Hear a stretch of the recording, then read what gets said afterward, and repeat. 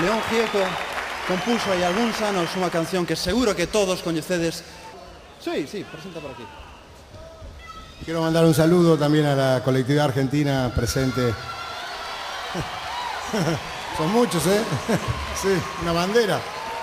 Muchas gracias. Bueno,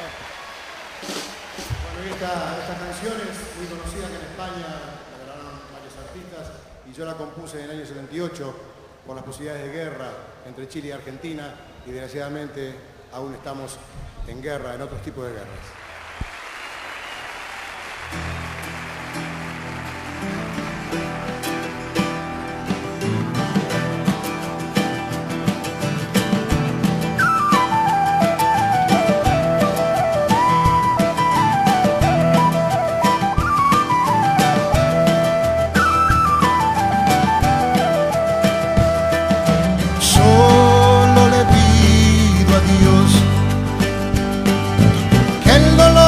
Sea indiferente,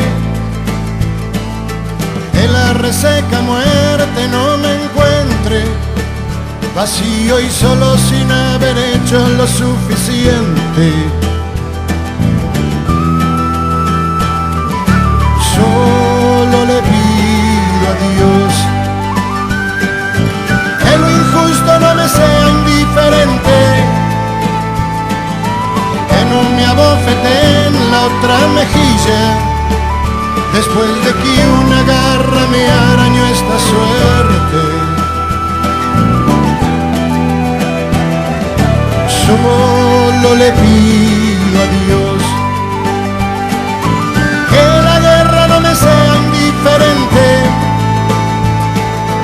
es un monstruo grande y pisa fuerte toda la pobre inocencia de la gente. Es un monstruo grande y pisa fuerte toda la pobre inocencia de la gente.